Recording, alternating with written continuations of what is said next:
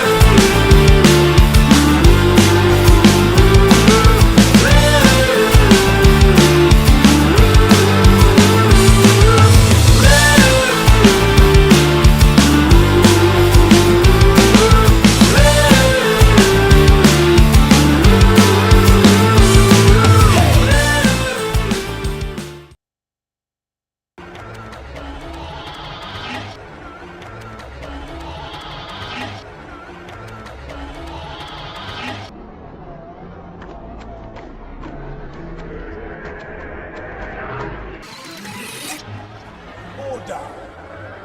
Order!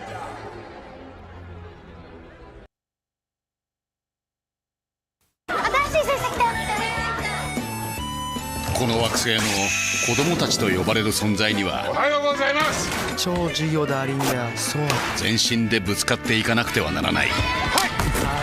もしよかったら付き合って声が小さい。ただ教師としてあるまじきそういうことですよ。分かっております。この惑星の教育は加減が難しい。でも君はいい教師になる。缶コーヒーのボスレインボーマウンテン。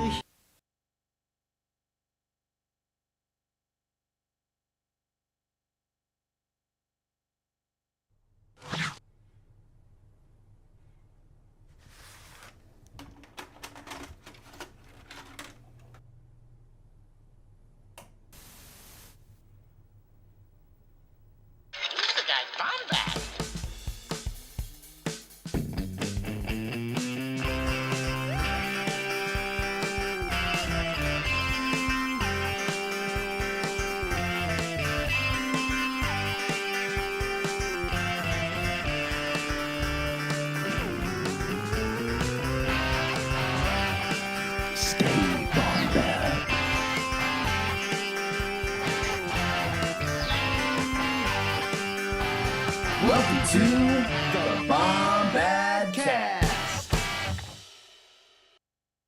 And can you believe it? It's Thursday once again. Anyway, I don't know if y'all have seen the David Lynch videos, but he does it every Friday. How's everyone doing? Welcome to the Bombadcast. Very excited to have you here. As you know, every Thursday we have this wonderful show of ours. We have been recapping all of the Indiana Jones movies, with this being kind of the penultimate until we see Dial of Destiny. I guess a week from today, which is so surreal to say. We've been covering everything, obviously from Raiders to Temple to Last Crusade to now here, Crystal Skull. So this is honestly so exciting. I'm excited for this panel of people. This is every Thursday. And of course, regular scheduled Bombadcast stuff will be taking place the next 2 weeks, more than likely. And we'll be getting back into our weird and fun stuff until Ahsoka comes back around. Bombad Gaming is taking a bit of a hiatus only because we have been very busy. I'm trying to buy a new car, and that is never easy when you're trying to sell your old car. Either way, not my problem, not your problem. But most definitely, it's going to be a fun time tonight. Remember to high five Paul Stanley. If you haven't yet, make sure we see that. I'm looking at Alex in particular. High five Paul Stanley, Alex Damon. There you go. He did it. I watched it. Okay, good. He did. We're good. Alden still didn't, but that's fine. That being said, we have a bunch of people we need to shout out. Our patrons, of course. Trevor, Richie Rasputin, Preston Dugas, Bucko Broden, Alden Diaz, he's on the screen. David, Trey, Wes, Chase, Neil, Todd, Brian, Im, Michael, Brian, Jeff, Jared, Seth, Sean, Rick, Joe, Brandon, Andy, Will, Scotty Holiday. This could be you. This could be you. This could be yo. Yo. Let's bring in the one and only Jerry, the Canon Junkie Cable. Where we at, Gerald?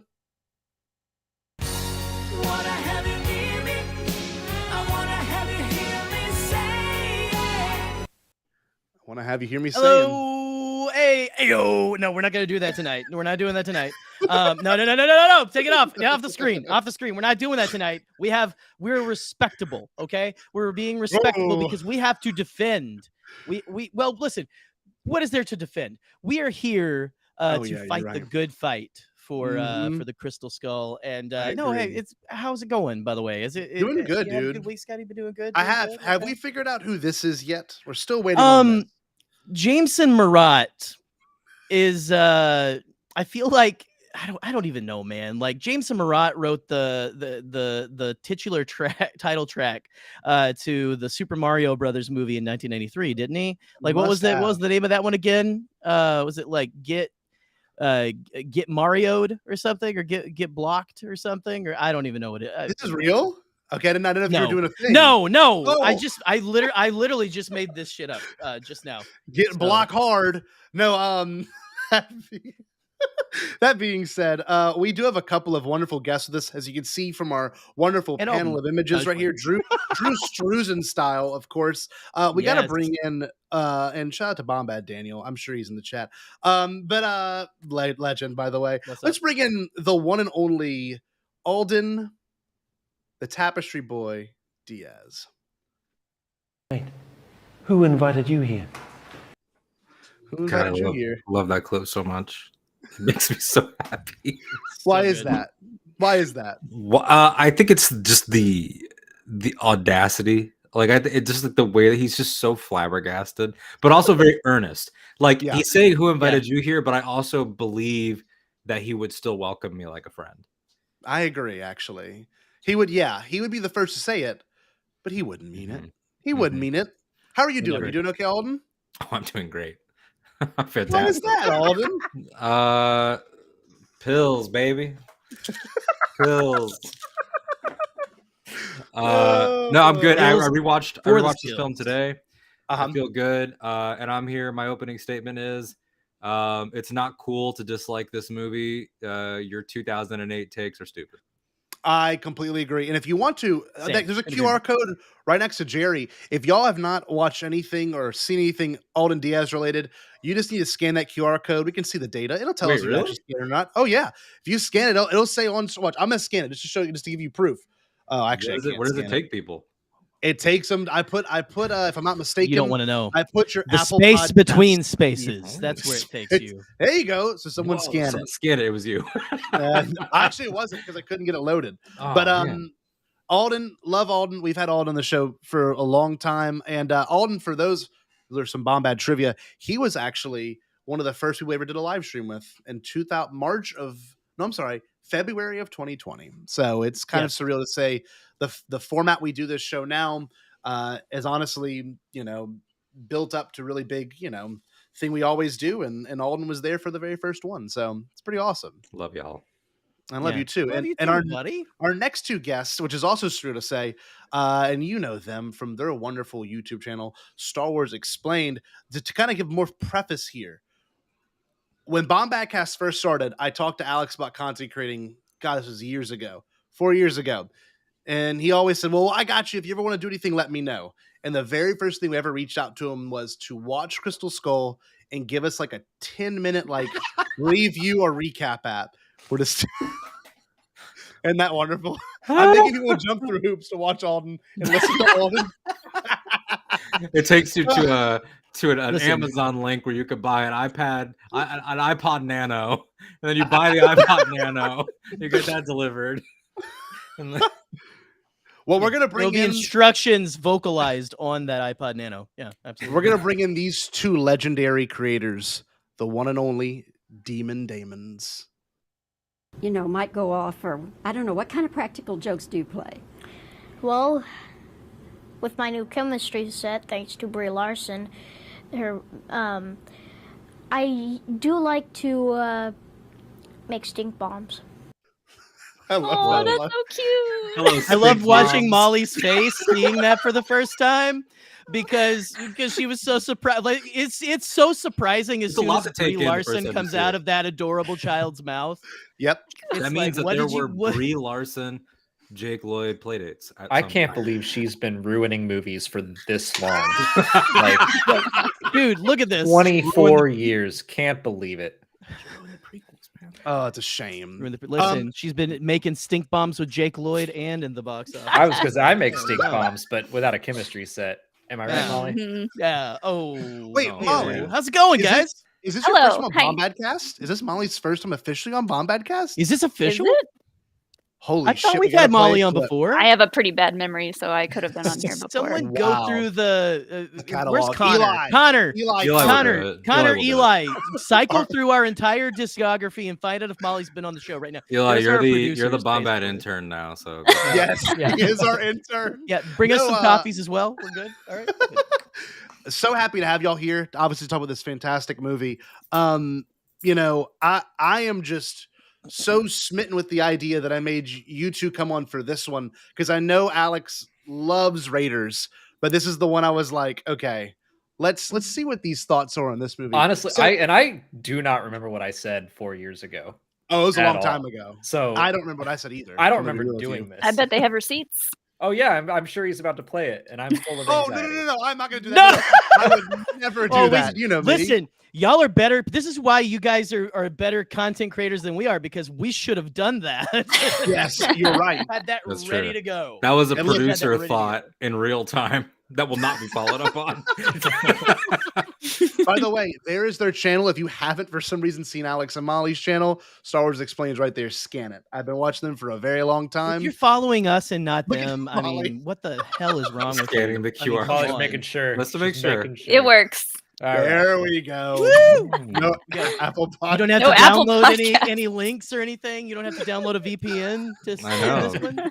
You guys sent people to the fucking PAL region for my like.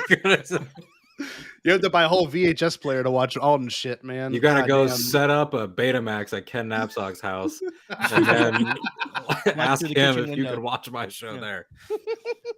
It's like, will it play on this? Will it work on my? Oh, that's sick. You're damn right. That was the NES edition. Yeah, hell yeah, dude. I always wanted that growing up. Dude, those were backlit. Oh fuck yeah, they're backlit. I was telling my child just the other day how there used to be gaming things that you had to have a lamp that you stuck on the side of it and shine down. I had a yellow Game Boy Color that had like a blue bendable little game lamp. And I my parents telling me about records. So I had like the Game Boy that then I would put the thing on with the magnifying glass and the speakers and like the joystick. Yeah. And you remember trading Pokemon? Oh yeah, with the cable over cable. Oh yeah. Wow. Guys, what are y'all doing? Hold on. I literally have all this. Dang. I'm not joking right here. The yellow. Come on. Listen, let's just talk about the Game Boy era of gaming. Honestly, we're over indie. You even have the brick still. Dang. Pull up Chase's comment. Pull up Chase's comment. Hold on here. Whoa, it's Chase. Welcome, Chase. Look how specific this comment is. Oh my god. That's it. That looks like a chemistry set. Honestly, Chase, they are not. They're dead on the money. Honestly, Literally, you had to slide this mug on here. And I remember playing Pokemon Red, dude. like this. And We abandoned, bro. We abandoned the era of the video game attachment and like all the paraphernalia. Like it was better back then. Yo, It really I don't know was. if you remember. I don't know if anyone remembers this. I don't know, like Alex or Molly, if you remember this or whatever, because these two guys might be a little too young for this one. But there was a thing for Game Boy Advance where you plugged it in, and it was like a thing. It came with a bunch of essentially playing cards with classic NES games. Yeah. And you scanned. e-reader. I got that thing for you. Have he's got it right there. Never mind. Has it. The e-reader. A little card swipe? I got cards the card for it, too. swipe thing. I love that thing. Sorry, I didn't mean I want you all sorry. to know that Dude, this was just all. there for a These are all second. things he bought recently with wedding money. These no, are I not was gonna things he say, grew up with. this is not. I have mine probably in my closet up here, or my mother has it like on a shrine at my house or something. But It isn't 2008 without a flip camera. Do you remember? Oh my god! I sold those when I worked at Wolf Camera. No Nice. way. That's amazing. I Look also for have. Mollie's old job. Hold on. Is Pokemon Red a spinoff for Pokemon Go? That wouldn't I had a surprise Zune. me. I was a Zune There guy. we go. Yeah, I had a This shuffle little too. The shuffle's so Clip-on cute. shuffle was sexy. Yep. Oh, here's my Zune. my first. That's Listen, my first MP4 player or MP3 player, not MP4, not MP4. My first MP3 player looked like a jewel. Looked like an LED screen. Kids would Like it was kids, like a kids would little be Jones and now if they saw it. bro. It was a tiny little stick, like red, like Oh yeah. like. Oh, I dude, remember yeah, those. with like, yeah, it like had a little USB that flipped out, And that was in like everything. the era I of could like download 10 songs on it. It was those insane. MP3s and like anything that wasn't Apple would be preloaded with whatever they wanted to give Yep. you. Yeah. Like that Zune, the one that you were holding, Yeah. came preloaded with the music video for The Kill by 30 Seconds to Mars. Yep. And it was the only music video I had on my Zune, and I watched it all the time. So real quick before we go into Kingdom of the Crystal Skull, I know we've been. I was gonna say, so Kingdom of the Crystal yammering. Skull, though. This has not been turned on. I'm not joking. Probably since 2012, right? But your It Nintendogs is a mi- are dead. You ready? Watch this. I can guarantee you it'll probably turn on. Watch this. This isn't a testament to Nintendo. Holy shit! This is Nintendo's battery. Shit, guys. This thing is beautiful. Let me get on Picto Chat, man. Wow. Yeah, we should all chat on Picto Chat. Anyway, Blast from the Past, 2008. I want to bring this up because it's actually a very interesting discussion point that no one really has talked about, at least to me, when looking at this movie. Everyone's very critical of this movie. But one thing this movie did that may be good, may be bad, and honestly, I don't think if it wasn't for this movie, we wouldn't be where we're at today in terms of what movies are releasing now. So this to me, and Alden and I talked this before the show with Jerry, this is like the it's the original proto sequel that's a soft reboot. Like if this movie didn't come out in 08, would we have Top Gun Maverick now? Would we have TFA? Will we have Blade Runner 2049? Will we have Ghostbusters Afterlife? Because all these are products of let's Legacy. take Yeah. let's take these old actors and put them in this new scenario. So and I also put on here The Hobbit as another example because they took actors from movies that are from the early 2000s and re-put them in 10 years later. Planet of the Apes, Doctor Sleep. I mean, the list can keep going on. But how do y'all feel about that? Do you think it's an accurate analysis of what this movie kind of has impacted the world with since then? I think that makes sense. I can see it. Like, I definitely don't think it's a what did they call it in Scream 6 or 5? Like a requel? Oh, a reboot. Yeah. It definitely feels like a sequel to me, but it had the elements of like Mutt almost putting the hat on and stuff like that. And it's definitely, we hadn't spent time with Indy in a long, long time. So it does kind of feel like that. It feels like someone could have looked at that and gone, you know what we could do is do The Force Awakens or something like that. Yeah, it kind of opened the door. Like it predates Tron Legacy by a year. You had franchises get resurrected in other ways. Like, okay, we had George Clooney Batman. People didn't like it. Let's let it, rest for a few years, and then Christian Bale, and he debuts. But that's not connected to that one. Alien versus Predator is only kind of connected to those if you want it to be. This was the first one where it was, hey kids, you have to watch these 3 that your parents watched. It was probably the first time movies ever made people do that. And as we saw, I don't really think people were ready for that, wanted that. I think that now, if Crystal Skull comes out now, I mean, we're seeing kind of what that would be like with Dial of Destiny, and people are already moaning about a movie that's not out yet. But it's like, it's just I don't think people were ready to see their hero be fallible. Like the movie even starts with him and Mac talking about all these adventures we didn't see because they served in the war after Last Crusade, and then like, no, we're old for this, and last time we were younger, and blah, blah, blah. And I think that maybe that generation of men were offended by that. I don't know. I was trying to look and see, because I know this movie was in development for a long time. Yeah, so it wasn't necessarily gonna be like a legacy thing. It could have been like 4 or 5 years after. Because it was like the Last 90s, Crusade, there was a script that was talking about it last night, actually, the Indiana Jones and the Spacemen of Mars. Yeah, that was like a pretty complete story that had Short Round at the end as an adult. It had Short Round driving Indy away at his wedding, but it that didn't happen. M. Night Shyamalan took a crack at Indy 4 script and then decided it was just too daunting. And there are a lot of different people that tried to make it happen. And it's also post prequels George, where I think he had taken the punches on the chin and was a little bit. I mean, we saw he'd said in interviews like, "Why make these when people just shit on you for it?" And I think that there's a lot of like, you know what, F you, I'm gonna be more George in the next Indy. I'm gonna do it again. I'm gonna start this one with kids driving to Elvis, Hot rods. and then there's gonna be trans-dimensional aliens and like, I feel like it was George like having a tantrum, kind of, but in a great way. Yeah, it definitely.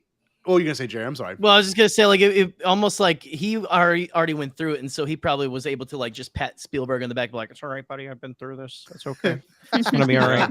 You'll love your still. Yeah. Don't worry." It's just weird to think about the time it came out too, and like I wanted to bring that up. Where was everyone at? I can tell you, I was literally, I'll never forget it. It was the last day of 6th or 7th grade for me, and I went to my cousin's high school graduation that day. But in between, like leaving school early and that, I went and saw Crystal Skull, and I was young. I loved it. I mean, I thought it was fantastic. Aliens are sick. I mean, this is from the time Ancient Aliens came out and stuff. And I was like a little kid watching History Channel, like, this is so cool. Wow, this isn't crazy yet. This is no wild right-wing conspiracy theorist stuff yet. You know, it's still kind of cool. But now it's fun. Now it's like, that was fun. Boy, it took a nosedive. It did, like around 2016, didn't it? Oh, but God. Alden, you and I were relatively close in age. Where were you at when this one was coming out? What was your headspace? So I hate talking about my age in front of Alex and Mollie because they always make me shut up. You should feel bad about it. I'm literally on Facebook going through my photo album. Oh, that's a good going idea. to 2008. Where was I living at that point? I remember I was just doing the math to be like, had Mollie and I met? Yes. One time I said something in front of Alex and Mollie, and they both paused and looked at me and said, "We were already married when that happened to you." Yeah, very funny. 2008. I was in middle school as well because I'm 27 and you're 27, right, Scotty? You're 28. So we're also there. Middle school. And I remember. I mean, this is summer 2008, baby. This is Iron Man, Dark Knight, Hellboy 2, Punisher, Warzone. Like this was a nerd summer. Was Terminator 4 Rise of the Machines this year? Or was that 2009? Oh, maybe 10. Oh no, 4 is Salvation. Before anyone pulls my nerd card. It was just like it was looming over. Like this one felt different because your parents knew it too, and because it wasn't a new thing like Iron Man. Like it was like Indiana Jones. Like, wow, that's the other Harrison Ford character that I wasn't as knowledgeable about, but felt important. This movie felt important, and it's also important to note. It's sort of he's a difficult person to talk about now because of some of the allegations and everything.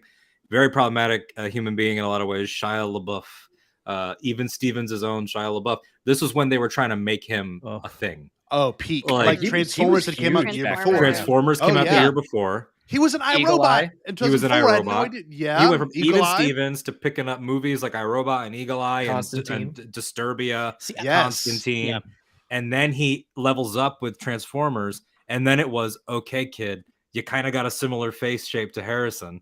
You're gonna be his son, and he really got raked over the coals for it. I think he's fine. I don't think he's any better or worse than like Natalie and Hayden in the prequel movies. You know, he's fine. Yeah. But I remember after the movie, he like talked bad about the experience, and Harrison was kind of like, in a nice way, like, kid, you're gonna fuck it for yourself. Like, he wasn't handling. He was not the kid, and it almost feels like the movie knew that because he doesn't get to wear the hat. He takes it away. Yeah. And what a weird sort of predictive, prophetic meta thing for them to be like, next generation, not quite. This isn't Star Trek, not quite. Yeah. Yeah. Jay, what about you? Weren't you working at a theater at the time? Yeah, well, as I say, I'm generally the same age as Alex and Mollie as well. You know, we're the grown-ups in this chat. I'm just kidding. I'll stop talking about that. But I was working at a theater during the LaBeouf-assance, maybe. I guess you could say. Can it be? I don't know. Is that if you never had a first era? I worked at a movie theater from 2005 till about like 2012, and so I was there for a lot of this kind of shit I love.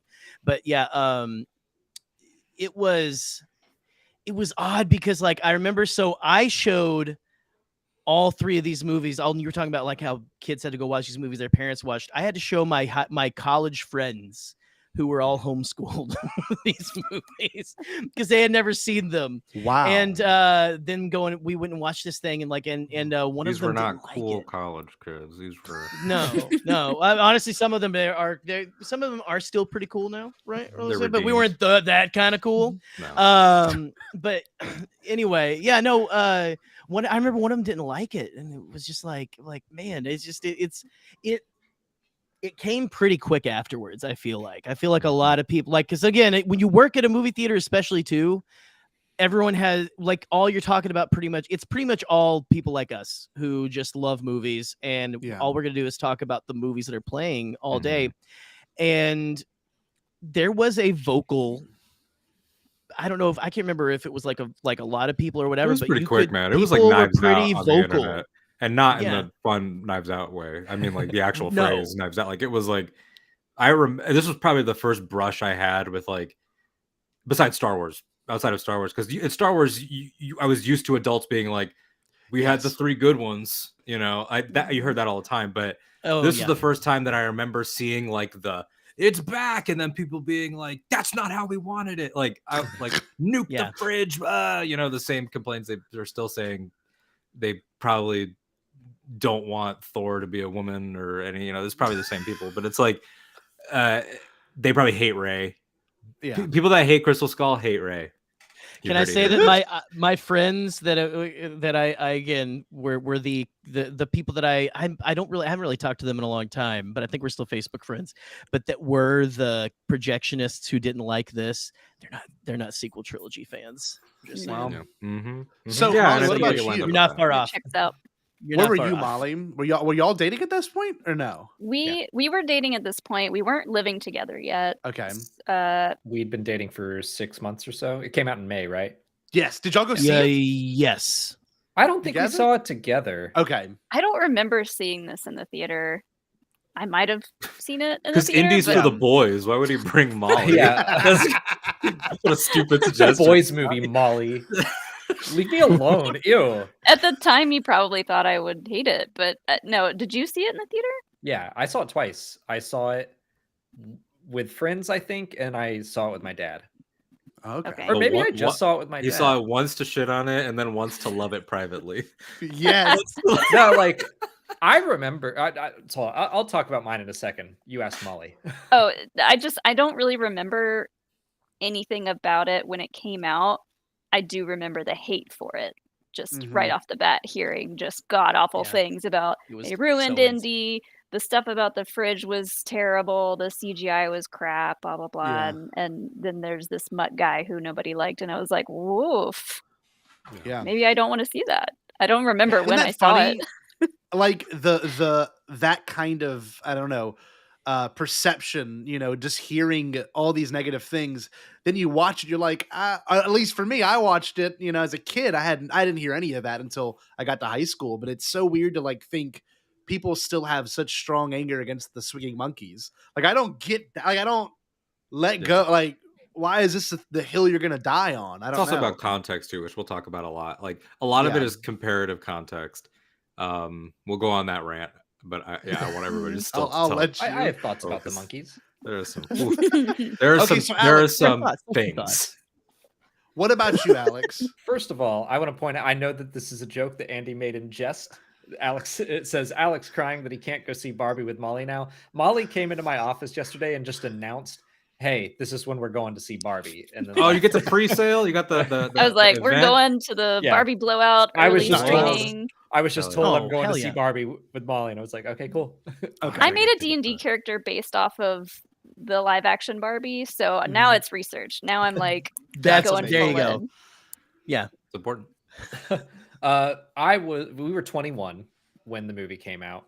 I remember. That's why I don't remember it. I remember being psyched for it. I remember watching the trailer multiple times. I remember walking out of it thinking like that was fun.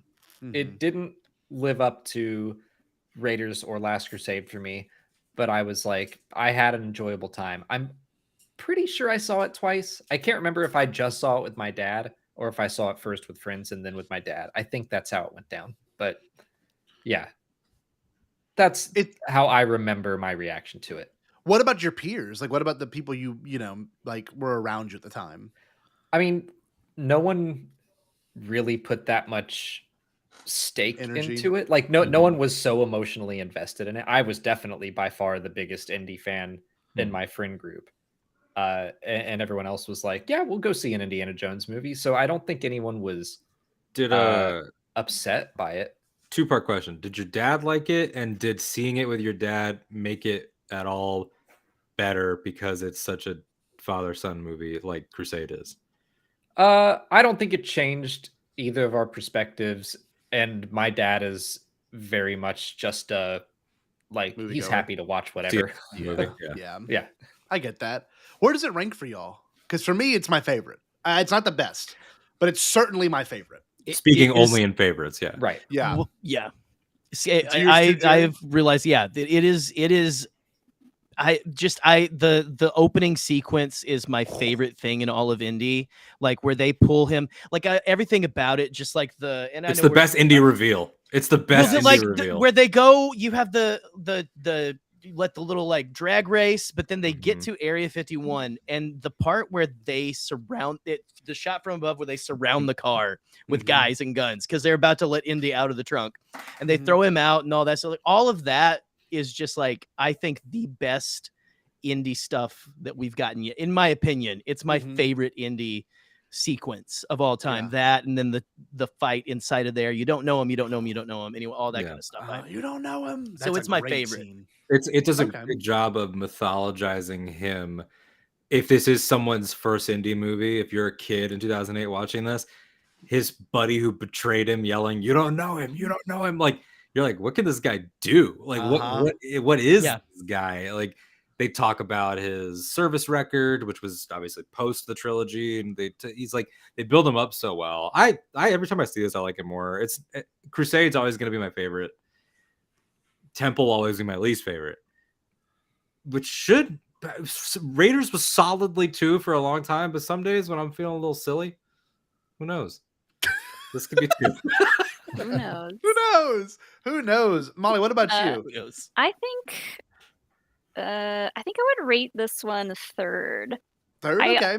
I also feel like Temple of Dune is my least favorite, but I don't know why. It might be the one that I just saw the least amount of times, and I just don't like Willie, and I know that that's like a touchy subject for a lot of people, but we're not here to talk about that one. We already conquered. We went over that hill with Andy, and it was with Andy. No, who was it with? It was that was with M. Scotty. It was with M and Scotty, right? No, it was with Scotty and Buck.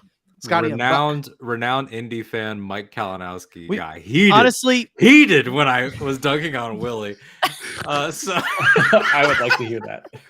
What about Mike you, Kalinowski was in my replies. Man was hot about Willie. What about you, Alex? Where's this one for you in terms of your just like, I don't know, rewatchability? Temple and Crystal Skull are close for me. I think I remember after seeing it, I was like, I think I like it more than Temple, because it just felt a little more part of the appeal to Indiana Jones is the globe-trotting adventure of it all, and Temple of Doom takes place in one continent. It's just I miss that aspect of it. So I appreciated the traveling around that Crystal Skull gets to do. But I would say that it's like Raiders, Crusade are real close at the top for me, and then it's a fair gap, and then Skull and Temple. I get that. And like, I don't know if it's because this movie is so campy. And I always say, like, my favorite Star Wars is Phantom Menace because it's just super pure. It's just like, it's like no one told George no, you know, like, yeah, you can do that. Oh, you want to do that? Oh, you go ahead and do that. That's fine, you know. And then this movie is very much the same. Like, you know, the idea of the MacGuffin, you know, not being something of biblical context or something of, you know, sacred, I guess you could say Western context. Was one of my friends' complaints was that it was like, I think it's better when it's a religious artifact. Jerry, but it is. Well, it depends on who your god is. Yeah, that's exactly. Exactly. That's like one of my favorite indie lines. It's amazing. Depends on who your god is. I mean, that's like, that's so. There's some. Well, let's talk about the MacGuffin because there's some nuances to this MacGuffin. I know, Jerry, you did some research on like what was the inspiration for the Crystal Skull. Research. Sure, I mean research. I would say boop start yelling in the chat. I know they were saying they wanted to like yell Crystal Skull facts. Now is the time. But no, Crystal Skulls, you know, they're an actual thing, right? Like they are. I think they are like, I'm trying to think. They're Mesoamerican. Yeah, kind of a thing. And they're usually made of jade sometimes, I think, as well. I think they're made of like the mineral jade, if I'm not mistaken, too. Well, it's, I mean, you had like some milky quartz and stuff that they would use for a lot of these kind of things, but they were like more, they weren't the elongated ones and stuff. It was a human skull. But the whole thing is that Milky Quartz was the name of Jerry's band at the time. Milky Quartz. Oh yeah, Milky Quartz. Yeah, we opened up for a ferret bucket. At the Denny's, at the local Denny's. The local Denny's. Absolutely, we did. But yeah, I've lost my train of thought, man, with ferret bucket now. Holy shit! Oh no, you're good. You're good. No, so Milky Quartz and everything. So like the whole premise is that these things are people are wondering how they made them. Right, like a lot of people are like, because there's no tool marks and everything. It's a single piece of quartz and everything. That's what modern people are saying is like, oh, they couldn't have made it because. And honestly, I think like humans are very good at making really cool shit, and so I think that's a lot of like our hubris. Here's a right, picture of and one, everything, by the and way. it might be a little bit of racism as well. Yeah. Kind of a thing, like going into a little bit When of has this. that That has that ever motivated anybody? It might be a little bit of maybe a little bit of white people go like, well, how'd they make that kind of a thing? No, that never happens. But it's just white people will go to the irony of all these white guys online complaining about this movie. like, is that it was made by aliens. They're the first people to say aliens when they don't want to give credit to people of color. Yes, but I mean, they are eerie in a way, right? So this like is it still is, like, like there is a little bit of a supernatural immediately like hinge to them. Immediately, my first thought on all this is like, how can people say it's again because they don't want to know, but like to say like this movie, the criticism it gets is like it's not fantasy, it's sci-fi, okay, and it's not really, it's not magic anymore, and it's like, well, depends on again like the interdimensional stuff. Like, what's your definition of it? Like, it inspired their belief system, and that's the point that he's trying to make to Mutt. Yeah. And that Mutt even theorizes, like, you know, maybe this is what they meant with the return and everything. And like, it's about perspective. And then the other thing with the genre stuff is that this is just as valid a MacGuffin and a core element as the Shankara stones or the Ark or the Grail or the Dial of Destiny, because it's like the genre of Indiana Jones is pulp adventure, not fantasy. It has fantasy in the pulp adventure, but pulp adventure, like pulp serials, were horror, they were adventure, they had zombies, they had aliens, they had sex, they had drama, they had cowboys, and like it was all of these things. And I think that if you're gonna go to the 50s, like something like the Crystal Skull made perfect sense. Like when I saw Last Crusade for the first time, I didn't know anything about the Bible and still know very little about it. So that stuff might as well be sci-fi for me. Like, well, and also, and that's fair. This is all aliens. The to Grail me. stuff is not even biblical, really. It's Arthurian legend. Yeah. It wasn't even a It's that's and the whole it thing. and it like builds out too into like the greater context, I think, of Indy's character arc, as he's, especially if you track it chronologically from Temple to this movie, it's like he's been repeatedly exposed to these different things. This show also loosely canonizes the young Indy Chronicles because of the line about his previous adventures, and it like Pancho Villa, and you add all that in, and it's like he's seen all these things. Like, yeah, why not? Like, this feels like this is sort of similar to what like Wakanda Forever did with like, okay, if we have to do this, is there a real life culture that has an Atlantic-esque type myth that you could then fold in? It's really just like, honestly, like it's just Christian egocentrism to be like, no, our stuff's legit.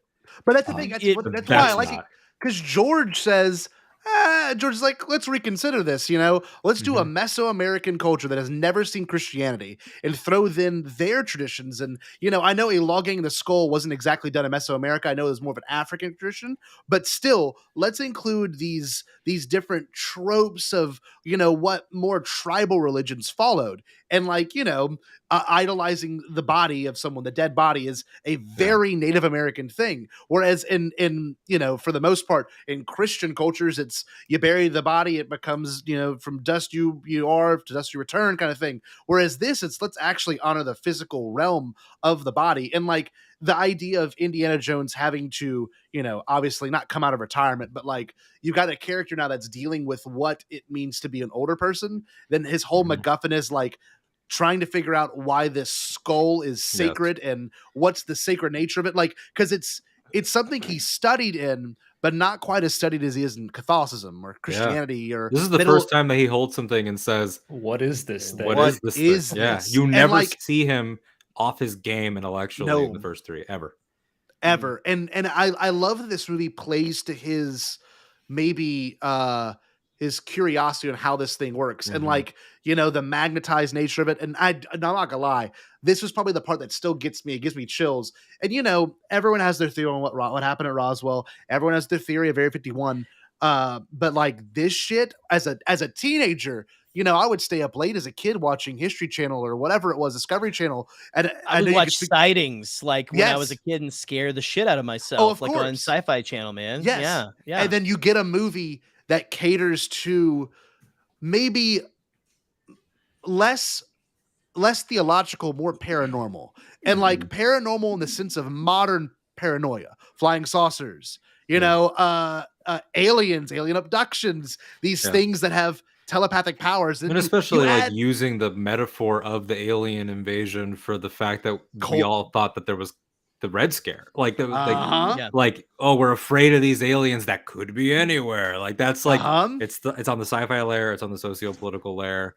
And when you're talking about like preserved, like when they find the first guy and it's like it's perfectly preserved and the skull has to return and everything has to be the way it was, and it's about keeping it the way it was. And and then you look at what he was talking about with Jim Broadbent's character, I forget his name, who was Slughorn in Harry Potter, who works at the university now in Brody's job. When he tells him like this is the time of our lives where like we stop getting things, we have to start losing things. I'm paraphrasing. And it's like for Indy then to see like what can you hold on to, what can't you, that there's a people that used to do it, especially when he's being accused of not having his integrity that he's earned, like his own government is kind of turning on him. It's a really interesting place to put an old man. Yeah, it really is. It's almost like these movies are about something. But what do I know? Yeah, I think it's my favorite MacGuffin because of it's not so much mystical as much as it is unnerving. Like it's like when he stares into it, and I was talking to Katie about this last night, when he stares into it, that one scene where he's getting hypnotized by it, like that's like grade A Harrison Ford acting, just like, it's bullshit. And he's like, Mm-hmm. And he slowly gets pulled in. Yeah, you're like, he hasn't had a MacGuffin in any movie that is besides Temple, I guess you could say, where he got, hypnotized or whatever. But this is the first, like that scene, while he's doing it, the audience is doing it too. Like the audience is like, what is this stupid stuff? And then as he gets into it, we're like, I can buy it. Yeah, you buy into him, and it's sort of like, to Mollie's point, we believe there's a moment in wrestling, because I relate everything to wrestling. It was at ECW One Night Stand 2005, and I remember it vividly, where the announcer said, "They believe because he believes." And yes, it was about garbage backyard wrestling, but I've been thinking about that line for years, and now it just dawned on me in my Delta 9 influence stupor that that's why we buy into this stuff. I agree. Like the fact that Harrison has done this repeatedly as Indy, as Deckard, of course, as Han, and what made us feel comfortable watching Force Awakens? It was, oh, Han's here and Harrison looks like he's having a good time. Like that's what really settles you in. And then, Blade Runner makes you really wait for him. And then when he comes in, it's like, oh, it's here. Like on a acting level and on a character level, if Indy's interested in throwing off his game, so are we. If Indy gets it, if X marks the spot, then we feel like we got it. And that's why it works so well, even though he gets his ass beat repeatedly. Yep. Even though he gets fired, even though none of his relationships have worked out until he's the end old. of this one. And he's old. And I like what everyone's saying. That was 15 years ago. Yeah. Dude, it's nuts. And I was talking to Jay about this. There's a scene where he's in Area 51. He looks like Harrison Ford from Air Force One. He doesn't look like he looks good, man. He looks great. This is I just got with Callista Flockhart. I feel young again, Harrison. He's flexing. He is. Scotty, you were talking. He's climbing those boxes at the beginning, like it's nothing. Yeah, that's him. There's it's like a sweeping shot where it follows from the ground to the top, and that is a whatever age he was, 60-year-old Harrison Ford, just climbing boxes. I'm like, damn, I couldn't even do that. He climbed up 20 feet. That scene, that the climbing reminded me. There's a couple people we haven't talked about yet in the category of the women of Indiana Jones. Yes. Can I get my clip, please? Yes. Oh, I got you. Hold on. I'm gonna get it queued up. Alden and I got a simp for a minute. I got a simp. Here we go. Hold on. This is shit. Wrong thing. Hold on. I'm almost there. We're like so ready. Oh, the wind up and Kate Blanchett. Thank you, Quentin. I'll do it again. Kate Blanchett. Kate Blanchett as Proto Governor Price is it's serious. It's the same design, right? Like, isn't that it's my first thought whenever I saw Governor That's Price? not even like a fan theory. I think that's Arena a reference. Spalko. I think she is her in Rebels. Spalko is so good. She's so good in this part, and she gets no love. I honestly, this might be blasphemous. I like Kate Blanchett more than I like Belloc, more than I like Kali Mal guy, more than I like what's his name? Like Mulmer? Molaram. I was close. I was in the M family. Mulmer, like he runs his own grocery. He was an Mulmer. Mr. Mulmer down the street. Like he sounds like a minor hobbit that didn't go on an adventure. And I do like Donovan. Donovan and her might be the two best indie villains for me. Like she's magnetic, and then of course Karen Allen, for all the credit Harrison gets for stepping back in. Magnetic. Hey. Yeah, dude, magnetic. Dude, you're so smart. She is so good in this movie. I love her. No, I love her she's in this too. a babe, number one. But I also like. She's incredible. You know what? I don't see anyone bitching about this. She's like a female villain. You would think that would have been the takeaway from this whole movie. That every dude bro. I'm sure it's out there. I'm sure it is, but she explodes from the inside with knowledge. So I think that's why they were they might have actually taken that see, that's what happens. Yeah, see, when women learn things. Their heads explode. Yeah, they their have- fire when comes women- out. They get General Grievous. when women have such thick accents like she does in this film, Yeah. you're like, whoa, wait a second. Hey. She might be awakening something in me. I better not make fun of her. Exactly. Yes, She better. she was Bombad. She might be awakening something in me. I better not make fun of her. It's such a great mantra just for life. That's a Bombad Always be t-shirt right now. open Yeah, out there. If you are interested in women and women-shaped things, as my partner calls themselves, Be ready for it. Yeah, just be open. Man, that reminds me, Scotty. Can I read the text? By all means. Oh yes, of course. So Please. I'm currently in a romantic remove our hats? relationship with an archaeologist who wanted me to read these. So cool. It says, I will kiss you so hard if you at some point during the stream point out that Indiana Jones commits so many ethical crimes that his license would be taken away immediately if he were to practice today. And the only reason he gets away with it in canon is because of the colonialism and the discipline of archaeology that was widespread at the time. It persists to this day. And then it reads, you must tell the people that archaeologists denounce institutionally funded colonialism, but we do think Indiana Jones slays Major Penis. Read that verbatim. So that was They're like, we don't agree with him, but Yeah, no, Major snaps, Penis. striking. because I got those Yeah. texts and I was Poetry. like, but babe, counterpoint. He's so fucking cool. He's got a hat. Did you and know a he has whip. a hat? I was gonna say the same thing. I was like, imagine if you will. I don't know if You there are seen any him young pull people things out of watching, people's so hands with that whip? I mean, come on. I will keep this PG-13, but like imagine if you will, if you were about to have an intimate moment with somebody and they were in too much pain to follow through and they dropped a line as good as it's not the years, honey, it's the mileage. That might be the coolest fucking thing anyone's ever said. I like the idea that, like, in her mind, it's like if you see a man grave robbing, it's like arrest him. But if he's doing it with a cool hat, If he's I don't cool know. as hell, Yep. I'm But gonna you know let that what's funny? slide. He looks really damn good in that fedora. I want to be I will his say- friend. What's his I'll let it silhouette slide. like? I like This- that. silhouette's killer. This movie was interesting Got because problems, but I like him. it's not about taking so much as the other movies.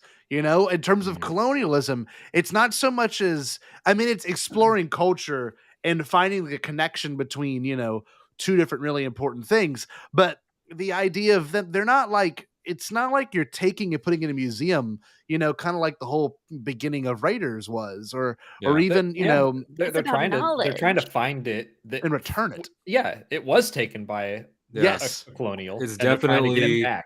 it's definitely George and Spielberg of years later. You can Yes. feel the modernization, and having no one here on this call has seen Dial of Destiny yet, but even in the trailer, it seems very aware of that. Like Helena's character saying like, and then I stole it. That's called capitalism. Like it feels. Well, you know what's funny? This one has good commentary on capitalism too, because you've got Mac, who's always about just getting the upper hand, and you know the part at the very end where his capitalism, his greed, is what becomes his demise. You know, it's very well done, and the whole entire ending of him dropping the little I guess you could call them breadcrumbs or whatever, and having them find where they're at the very end where the skulls are at.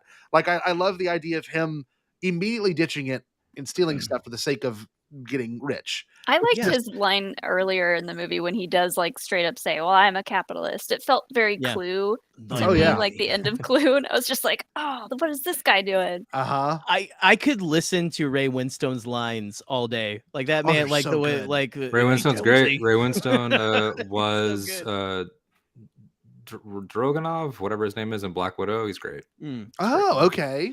Oh, you're right. He was the bad guy in Black Widow. Oh my God, I forgot about that. He is. I knew that. Yeah, you're right. God, I am. He's great. I just love the new characters, and of course, let's talk about Mutt for a second, because I know we talk about Shia LaBeouf. You know, the Great Return of Shia. Well, not the Great Return, but the LaBeoufessance. This was the rise and fall of Shia. LaBeoufessance. Mutt, does Mutt work for y'all? Because Don't make me spell it. On the surface, Mutt works for me, but I don't think that would have been an honorable character to have carried the helm, which I think was the intention, even if it was like a backhanded intention. It definitely, I remember leaving thinking, and my parents as well, when I went to see it with them, that like that was going to be the next movie. We're going to be seeing those movies in a couple of years. Honestly, Here's that's how how I felt at the time. I know how I feel about Mutt is that I was under my breath, not loudly in the theater, but when he was about to put the hat on, I was just going, no. And like when he took it back, I had like a huge sigh of relief. I just rewatched the movie yesterday, and I got to the end, to that part, and I just kept thinking, he wouldn't do that. He's been worrying about combing his hair back this whole time. There's no way that man is putting a hat on over his fully coaffed hair. It's like whether maybe he he could have sees been all like, the illegal stuff he could do if he's just wearing a cool hat. That's true. He did.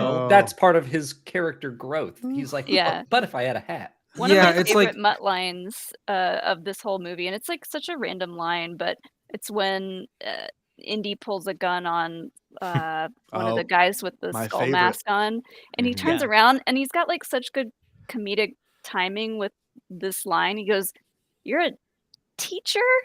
Like, and he goes, "Part-time, yeah." Part-time. Oh, it's so good. I want that on my wall. I love that line. That's a great. Oh, that's Scotty, you do need that. Like, I need that on like a canvas on my a wall. Live, laugh, That's love. so good. Like, you're a teacher. You're a teacher in cursive. And then part-time in big block letters or something.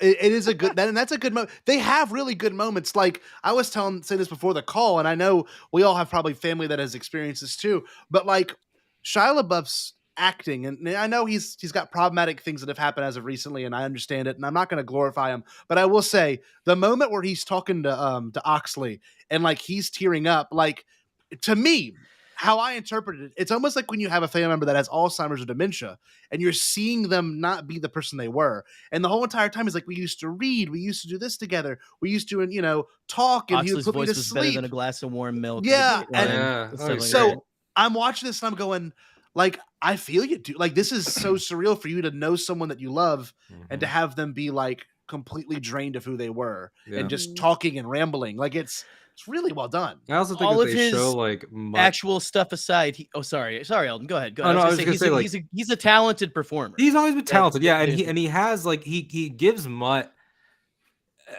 It's kind of like a 1950s old fashioned like sort of honor code in like a positive way. Like he's got like he acknowledges that him and Marion aren't on good terms, but then when he thinks Indy is insulting her, he's like, "That's my mother." You understand? Like he's like he has a really like a familial sort of like righteousness to him, which I appreciate. And I will say, interestingly, I've been watching Indy all week.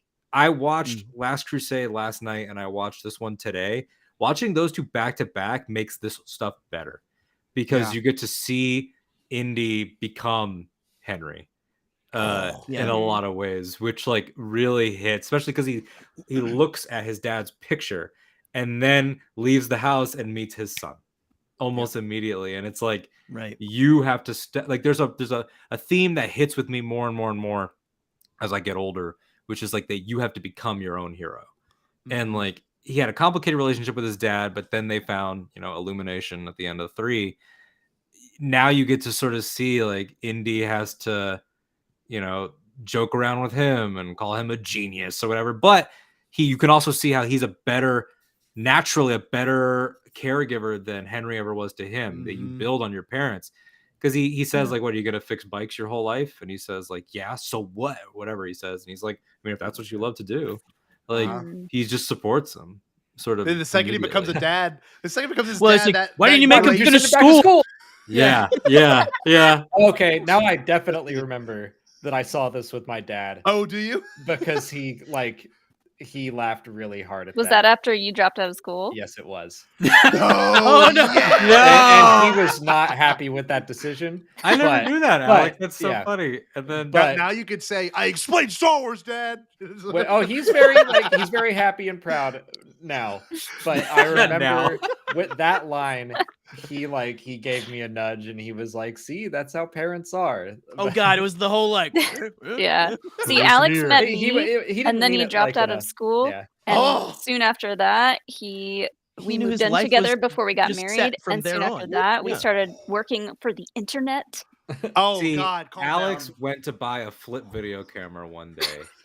And that's when he met this redhead behind the counter, and he said, "I'm dropping everything." I don't I was like, "Here, you want to buy this piece of shit?" And also get And married. also, Still works. It still Oh my god. Oh, look, it's January fantastic. 1st, 2007. So if anyone's curious when their Oh my god. flip camera goes That's a back to good its vintage. recent. That was a good year. Oh, how fantastic. Alden, 2007 I wanted to fantastic. jump on what you said about Indy becoming Henry, because there's a moment I really love the motorcycle chase through the college. Yeah. That's probably So my good. favorite part of the movie. Yeah. And there's a moment that feels just like The Last Crusade in their motorcycle chase when Mutt causes the crash into the Brody statue and the head falls, and Mutt has like a big smile on his face and he looks at Indy for approval, and he just kind of, I think because of the Brody thing, but he just like looks back at Mutt with disapproval. It feels just like, and then the Henry way that Sr. it ends, he immediately starts like citing books to that one student and like telling them, but also again building, like he's not like shitty to that student for asking a question like Henry would be to him. He's like supportive, and then says like, to be a great gotta get out of the archaeologist, library. gotta get out of the library, Yeah. which is like that's so the good. kind of like cheese that George is like. I think that's such a good scene. There are like scenes in movies where I'm just like, boom, there you go, you did it. And I know like Finn and Poe escaping the finalizer in The Force Awakens. Yes. That's like my favorite part of The Force Awakens. And that moment in Kingdom of the Crystal Skull, I was like, okay, here we go. Like this is this is what I want. That scene was the only scene that he watched with me when I was watching it yesterday. And I was just like standing over him, like eating my lunch. And I was like, there's no way Indy would have the core strength to stand up on his feet. Yes. Being dragged from the behind the motorcycle. And then I was like, what am I saying? He's Indiana Jones. Yeah, this man survived a plane crash in a raft. Yes. Dare I say, look, and I mean this may be the best shot one. And I know people have their takes on it, but like this is post like, War of the Worlds Spielberg. Oh, yeah. This Call is him bullshit. This is You said this about Temple of Doom, you bastard. now wait, Temple of Doom, because I hadn't seen it with a cinematic eye. I hadn't seen it since I was a little kid. All right. This, however, Fair in enough. terms of movement, He the moves the whole camera. movie, Look. it's moving, dude. Look, give me a single. Give me a single. This is a Okay, here we classic. go. Let him Here we talk. go. Here we go. All Good about Lord. Alden. I guess All Everyone about take a Alden. piss Put break. up his Look. QR code. Come on, go ahead. Okay. Put it up. Oh, God, are you gonna? Okay, this man's taking pills on stream. Just because I forgot to take it. They're Okay, placebos. Please do. Yeah. Steven Spielberg. There are people out there that are like, Steven Spielberg, maybe he's not all that. Those are the same people that probably like to act like the Beatles aren't good. I Morons. can't believe what I'm saying. Steven Spielberg is. Sorry, I had to dry swallow. That man can move a camera like a motherfucker. Like he moves a camera like he's making love to your eye. Like there is a shot in Munich hate where that. somebody pulls You up. have to pay extra for that. That's change it to the OnlyFans QR code. Okay, I can do that. It's like he does camera moves where it's like I don't know how his brain works, and that's all I gotta say. Like if you're like, oh, Spielberg fell off, oh, this is when Spielberg got back, you're crazy. You're crazy. I haven't heard anyone say that. I just got a text from my lovely partner that said, "Now people on stream know you swallow." Oh, So Hi, Rebecca. that's where I'm at. hi. No, that's beautifully said, because I mean it too. When I see it, I'm watching this movie the entire time. I'm like, damn, like this one doesn't stop.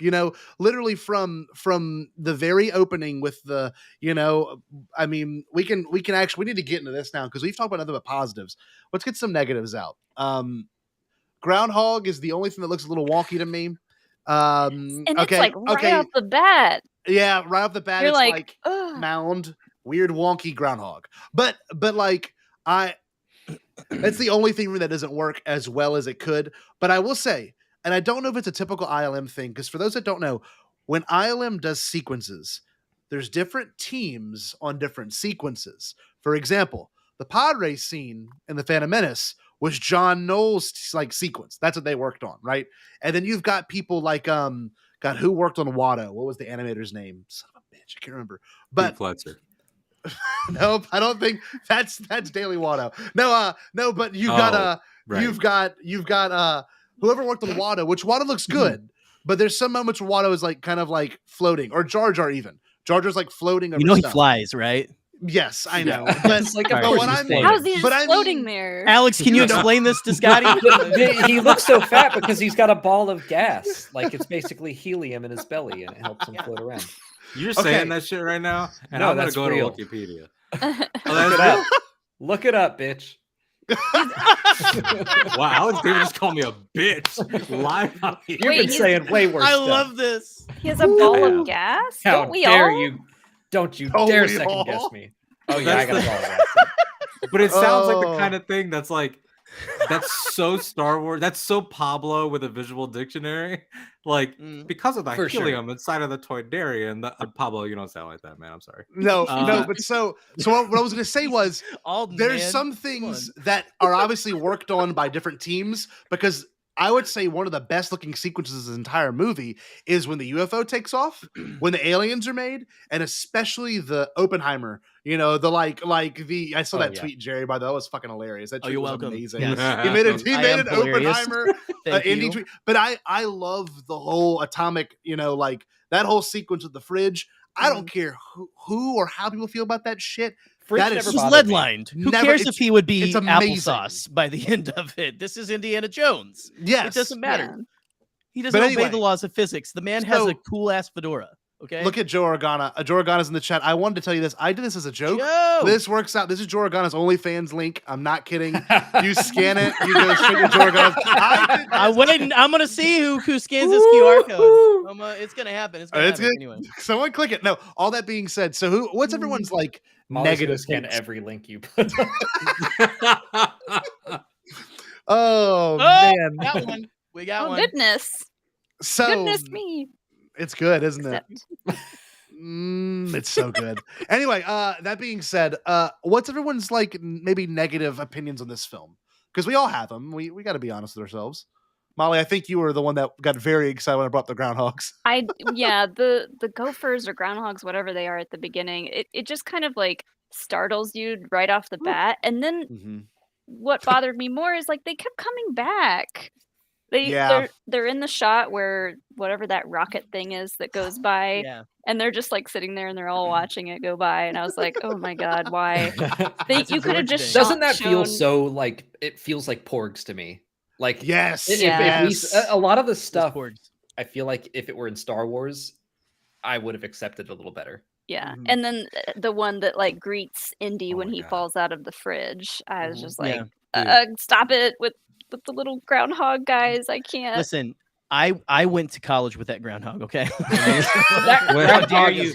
Where's That's a he now? great Jerry is short and hairy joke without even having to tee it up. It's just right there. Dude, You're welcome. Alex, when you said that just now about Star Wars, this movie is the fucking template for like a live action Dr. Aphra. Like, oh wow. This is the exact tone and feel. Like precisely for like look, Kathy Yan, who directed Birds of Prey, should be making a Aphra thing. That's a Cool, scoop. that'd be exciting. With it. That's a scoop. Oh, That's a I hope it's Bombad. scoop. That's a Bombad exclusive. That would be the shit. If you're not, I mean, I'm not gonna milk that any further. But that, if that's the case, that's a completely damn made up it. story. I know you know people. Anyway, regardless, Alex, what don't you like about it? What's one of the things that maybe don't resonate as well with you? So I feel like I have a lot of nitpicks that just add up, and that's okay. I'm working on a video now of like a checklist of things that I hope Indy 5 has, and it's really just tropes that most Indiana Jones films have gone through. And like the prairie dog thing is one of them because, they always fade from the Paramount Mountain into something. And this is just like the lamest one. So there's that. And there's every indie movie has like a creepy crawly sequence. And we got the snakes, we got the bugs, the rats, and this one is big damn ants. And I'm like, well, we kind of already did that. And the fact that it's also we do that along with the fight against like the Pat Roach style character, the German mechanic, or whoever. And this one, I'm like, he's not as big as Pat Roach. So That's true. I just have a bunch of like these nitpicks where I feel like they're doing the Indiana tropes, but not quite as hard as I want them to. They're not committing to one specific one. Spalko's eyes like catch on fire, but I mean her face doesn't melt or explode. So I mean, like just go a little further. Yeah. And I almost wonder if that's the difference between like 30s raw 30s film serial and like 50s B movie.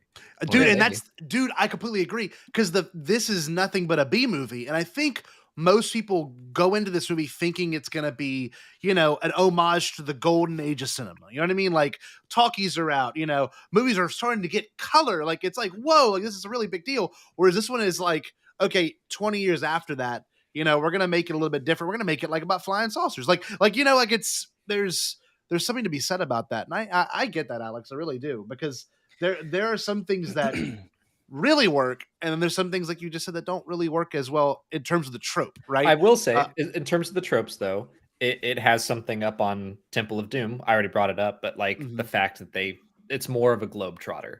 Yes, I really like that. Yeah, it does some things better than the other films, but there are just some of those moments where I'm like sitting there with my arms crossed, like I'm expecting something creepy and crawly, and I'm like, oh, it's just ants. I don't know. Hey, they had the scorpions that ant too. Sequence. Oh. That's true. I do like that, and I really scorpions. hope his advice is true, because I've thought about it multiple times. Of like, I thought the bigger the bigger, scorpion, the better. the safer it is. I'm like, if he's lying, I might die one day. I don't know. We're gonna die because of Harrison Ford. Yeah, absolutely. That's fair. No, so my indie trope that I'm not the first to discover this, but I'm the first one I felt to talk about it on a stream. The cliffs out of nowhere trope. Oh my god. Yes. Is in every one of these damn movies. I didn't realize it was in every one of them. There's one in Raiders. There's one in there's a cliff in Temple of Doom. Here's a cliff in Crusade. Here's a cliff here. I don't know if there's a cliff in anyone who's seen it. Don't tell me. I want to be surprised by that damn out of nowhere cliff. Okay. I want to be like in the plains. I want to be like Texas or something, like somewhere really flat, like in Oklahoma, and just like all of a sudden, oh my god, there's where the wind comes sweeping down the plain. We're at the Grand Canyon all of a sudden. So you know, I guess speaking from an ecological point of view, because I just looked it up, apparently there are like, you know, erosion that would factor into it because of the Amazon River, but like there are some things like Temple of Doom, I know it takes place like near Nepal, right? So like I don't know, the mountain thing it doesn't bother me so much as, you're right, it's only for drama's sake, you know? Like most lush forests wouldn't have a giant mountain drop off. You know what I mean? Like it's just not possible. Monkeys wouldn't swing into it. And that part was up on a plateau, right? Yes. Yeah. Yes. So like even the weirder part where they do the 3 waterfall fall, which is actually a real place apparently in the I guess in South America, where there are like waterfalls that lead to a bigger one. My only like deep complaint on this movie, I don't know. I don't think the Marion stuff works for me as much as I thought it would. And I watched, I'm like, they wouldn't get back together and get married that quick after being apart for, I guess you could say 18, 19 years, however old Mudd this is. man survived a nuclear bomb in a fridge. Sure, I know. This man makes it up as husband he goes. material, man. Okay, but like, so if we think about it timeline wise, Indy got her pregnant. They called off the marriage, married one of Indiana's friends that introduced each other, and then you have them live their whole life. And Mutt has no idea Indiana Jones exists. And this right? must have been, well, I guess the implication, and this is me doing work for the movie, I acknowledge that, but it's like 1936 is when they meet up in Raiders, and they get back together in Raiders because of the sweeping adventure of the ark. They have already been together. We're not going to get into that conversation. Right. But so they're together. That's what broke up his relationship with Ravenwood. Ravenwood stopped talking to him because they were together. They break up. They get back together in Raiders. They break up. Mutt's age means they must have been together around wartime. So, well, that's the thing, though. So implying that they are on again, off again, on again, off again, on, I guess I can buy into them doing it again at the end of this movie. Sure. Because it's in a pattern. Well, but it also feels December- like this was when they did it, they were like, this might be the last one. Of course, and Yeah. I agree. So they're like, and let's- I'm so Yeah. interested. And I know we talked about this with Brendan with Nerdy from Talking About 94 in our first Raiders episode. That if you look at the credits, you might see a special name there. But like, how do you? We know where Indy kind of starts out with this next movie for the most part. Like how do what I we mean? think Like- the mayor? Yeah, I don't know any spoilers. So anything that I say, Yeah, is neither do same. I. Yeah, Anything I say but is 100% a guess. I think Marion she was at the will premiere. be- but she's we at the can premiere. acknowledge that. Yeah. Yeah, she was at the premiere of the movie, and I'm pretty sure it's open that she's on the cast list somehow. But again, Yeah. they're She's using in a her photos, picture they're in using the this, trailer. so it's like, yeah, Yep. it's in the picture of the trailer. I think Yeah. maybe she is recently deceased, and there's like a memory of her. Remember, this is 1969. You could have video of her now. Yeah. Like, there's stuff like that. I think Karen Allen will be in the film, and there will be a Marion thing, but I don't. Mm-hmm. Brian Fry in the comments has Mhm. seen it, of course. A couple people I know. Nikki has seen it. Ken's seen it. Brian and Holly saw it. Charlie. Charlie saw it. And I'm hearing lots of great things. Yeah, I could see it being a video thing or something like that. I think Mutt's dead. I think Mutt probably died in the war. Oh my God. In God, a war. everyone's dead. Vietnam? Alden wants to kill everyone. I'm just Vietnam? saying. I would say, I think Mutt died in Nam. Alden is down to like everyone whenever they introduced Ahsoka. I think How are Mutt's they a sailor dead? now. I'm just- How did she die? Alden, joking, I'm they're just joking. on I'm sorry. vacation at a farm. That's No, he's a farm sailor. He's like off Eli. having a Eli. great time. I had to wait for my wife's dad to get out of prison, you asshole. That's why. To be honest with you. He didn't get out till March of 2023. You cuck. Anyway. Just so you sit on that now. You're gonna anger Katie's You dad. little quiet little ferret. You- Anyway, that being said, I just wanted Oh to- man. It would be a nice, well, I don't know if I should say nice. It would be an interesting kind of like redirect of showing Marion's picture in the trailer. So people are like, oh no, she's probably dead. Oh, And then yeah. having Mutt be the one that's dead and she's still alive. Yeah. Everyone's fine. Indy's gonna be happy. Look, the I'm just whole gonna movie. say I don't know what. the upgrade. The upgrade from wait, why does Honestly- it say I lack object permanence in the comments? What does that mean? I know what that means, but why are you saying that? Because if you don't see Mutt in the trailer, you assume he's dead. And I gone. guess. Yeah, I guess. I just feel Yeah. like Mutt leaves the room. he's dead. gone forever. James Mangold it hit like that meme of like upgrade on the keyboard, going from Shia to Phoebe Yeah. Waller-Bridge, and her being the goddaughter feels to me the most like we're gonna remove this part and plug this one in. Like, and we'll see. Look, we never know. And like, not to say Shia LaBeouf's a redeemable person, for what he's done and kind of what he's aligning himself with. But like, I don't know. There's a lot of potential for people to, maybe change for the better. And you never know. I mean, like, we don't know what Lucasfilm's up to in this movie. We haven't seen it. We don't know if it's maybe a backdoor for another set of films or a short story or an animated. We don't. Movie. Yeah. Maybe Mutt Williams is going to school with all these big time directors, and he's gonna create a little space film. Dude, George I'm telling you, Lucas. for a while, He just survived a car wreck. and he's off screen. Before He's Dial off of screen. Destiny was the version it is now. Yeah. When it was still gestating before Mangold. If Indy was the same age as, if he aged the same as Harrison in the movies, it should be 1977.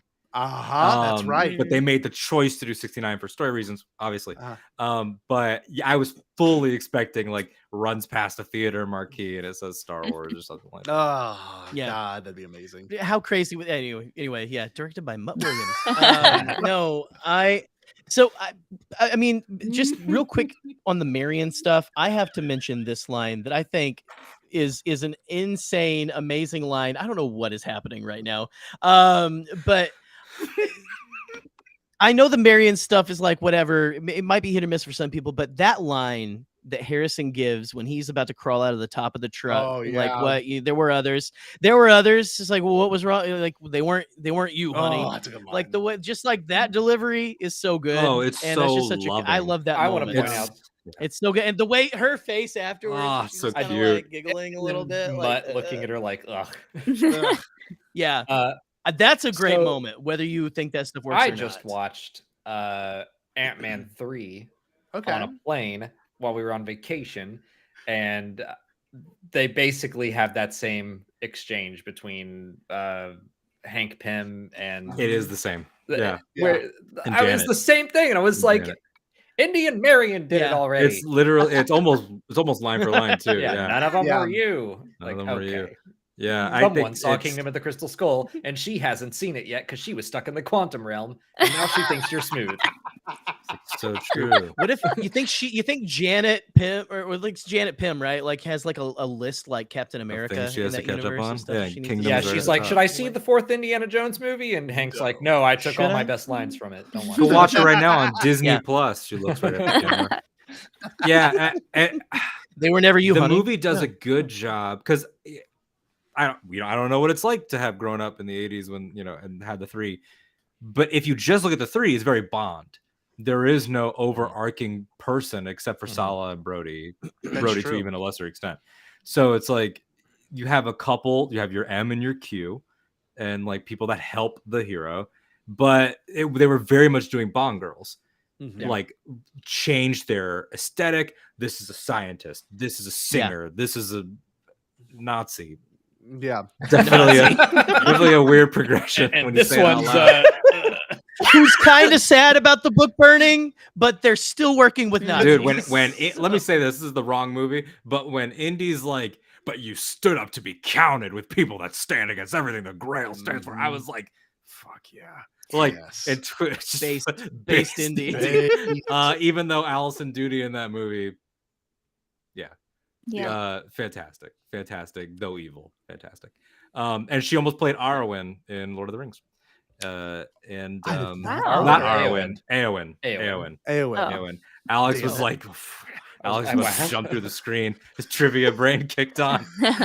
The edibles kicking Yeah, in. so it's like it was when Eli got called a cuck and a ferret. That's when it kicked in. But this movie does a good job of making it seem, not in a cynical way, but like of tying it all together. Like, yeah, she was the one.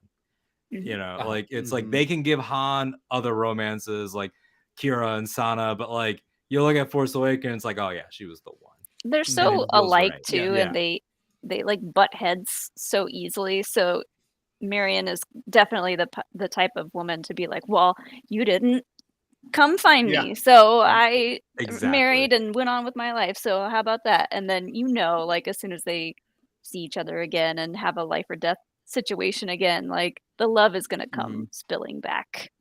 Another one of my favorite moments of that movie is Marion related, and it's with the big ants. When Marion has the idea to drive off the cliff. Yeah. And she's just like, and they're all like, bad idea. I love that moment.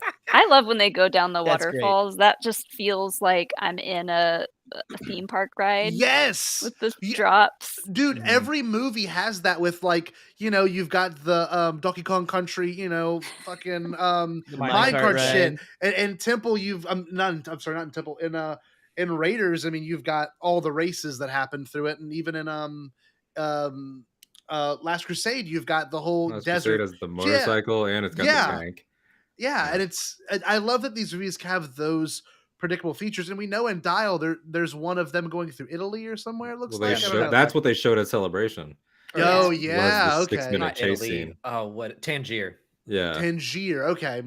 But Which yeah, again, the camera work in that scene was incredible. Oh, I remember multiple times where I was just like, watching crashes and stuff. I don't think you would mind me saying this. I saw Clayton Sandell after that panel walking around. We talked about that 6 minutes, and he goes, like, I love Star Wars, but I love Indiana Jones more. And that was a fucking Indiana Jones movie right there. Awesome. And I was awesome. like, fuck yeah, it was. It's great scene. Very kinetic, very exciting and funny. I will say, one of my favorite parts of Crystal Skull 2, just to kind of look at the positive, is when the story does come together at the end.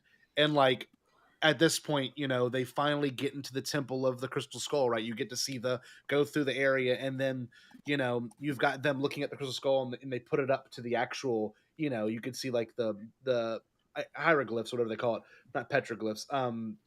But you're watching that whole scene play out, and you're like, this is pretty sick. And then you've got those natives that are hiding in the walls. Felt very much like the Geonosis scene. I was going to say the same thing. Yeah, like it was pretty cool. Like, you know what's coming, they don't know what's coming, and like the eye falling. Like, this is so cool. Oh, dude. That was like a 50s horror movie right there. Like the eyes in the painting. Oh man. Yeah, I agree, Eli. This is actually a good point. He does say in this movie, I have a bad feeling about this, which is pretty wild. I think it's the only one, if I'm not mistaken. Oh my God, right? does he? I must have missed that. It's right at the end. Yeah. So in I don't think I have it right next to me, but in the annotated Star Wars screenplays, in A New Hope, George Lucas talks about how he originally had that idea for Star Wars. Or no, he originally had that idea, and he was like, I want to have Indiana Jones say this line. But so many times Indiana Jones is just like alone in a temple, and he has no one to say it to. So he's like, never mind, I'll put it in Star Wars. Oh wow. So it kind of came full circle.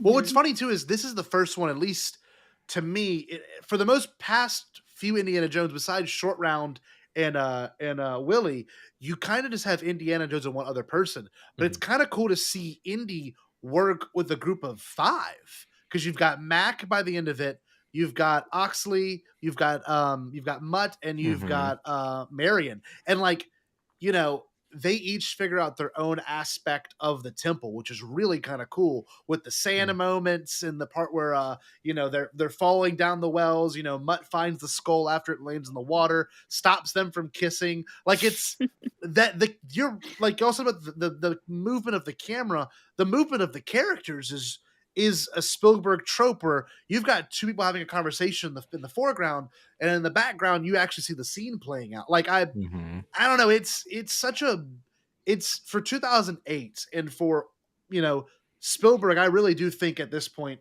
in his career, I think he saw, like, as all of his movies were his last movies, and that sounds silly, but like the next movie after that, I think was BFG, or maybe it was Munich.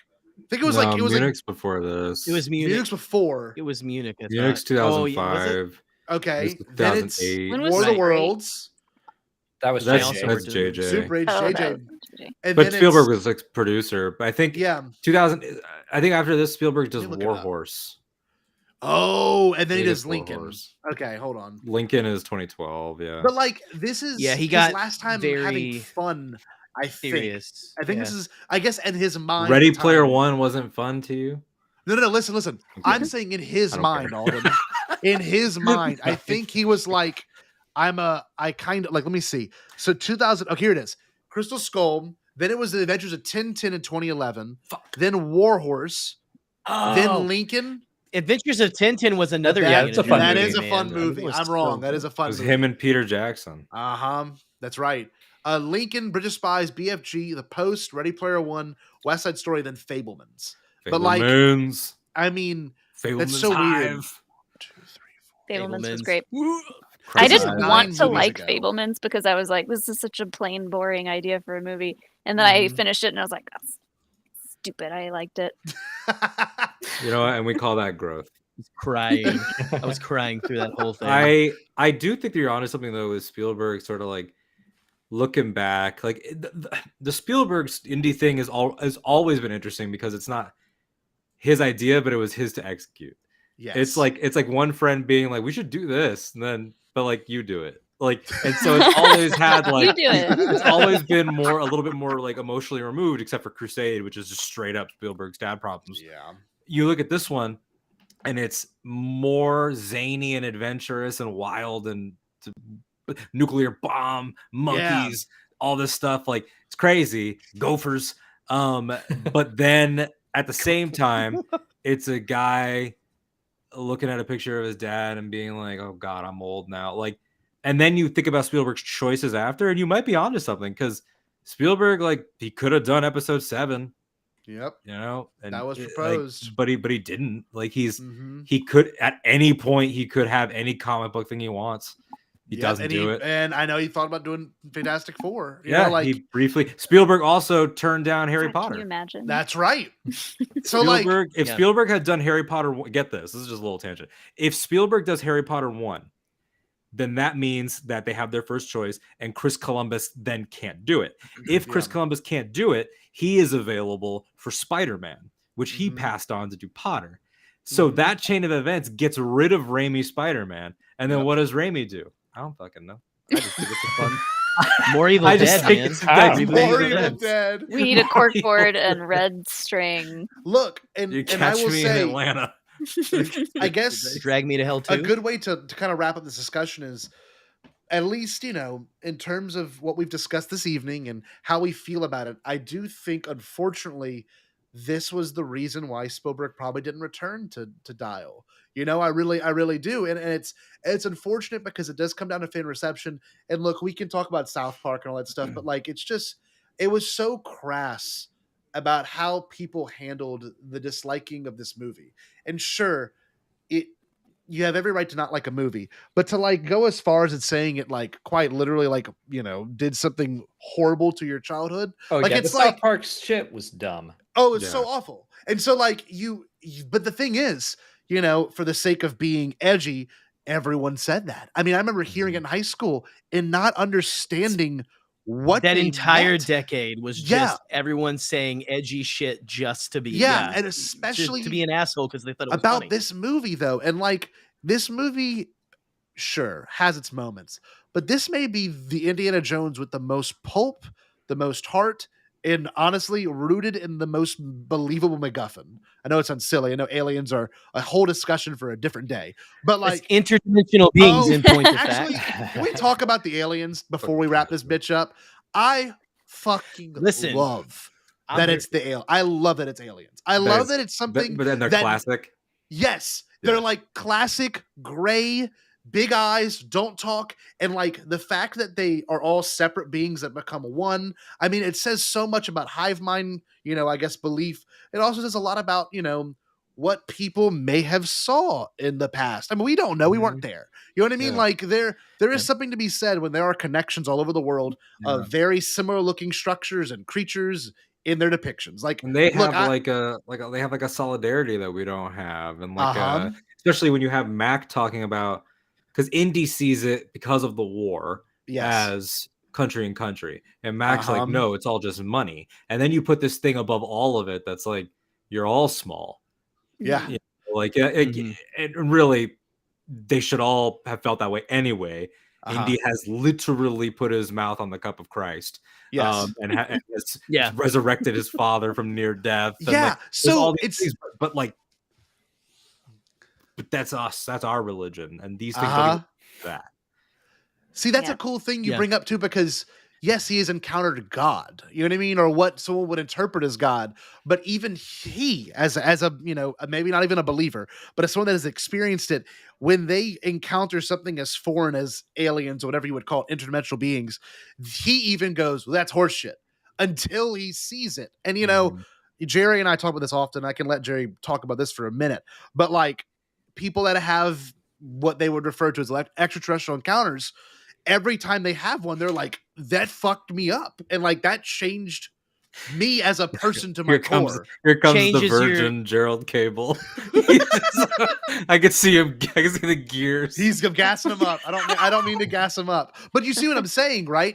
It's not as unbelievable as Catholicism. If anything, I feel like it's more believable that if there are other, you know, sentient, intellectual, you know, beings that are able to move from dimension to dimension, I mean, who's to say they wouldn't stop by here and say, oh, let's, you know, see what we can do to this population of people. Anyway, Jerry, I'm gonna let you go off for a second. You know, all I'll say is that if you've been to a celebration with me and Scotty, you know that is we end up combining just like those skeletons and everything. Like we become one being at those things.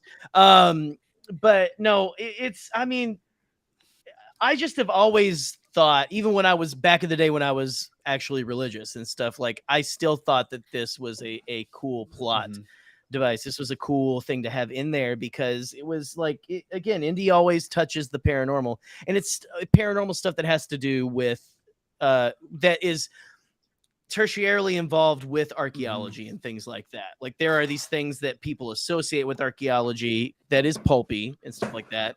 But it's like it's actually a part of, it's all under the same umbrella. That's why it makes perfect sense to me. Again, Ancient Aliens aside, like honestly, I've never really watched Ancient Aliens, even though I am like an alien head kind of dude and everything like that. But no, just it's I don't know. Like, what do you? Like, what I was saying is, I don't like, how it's just. How do you? I mean, not that how do you interpret it, but like, I mean, do you think it's that far off? Like, genuinely that far off that this is a possibility? As someone who. Do you think I know like the aliens? No, I'm just saying in general. No, I'm sorry. But like, no, well, I do. Judeo-Christian. That God? sure sounds like something an alien would say. I feel like. You know, you're fucking right. Listen, got him. hide your manipulated skull. So...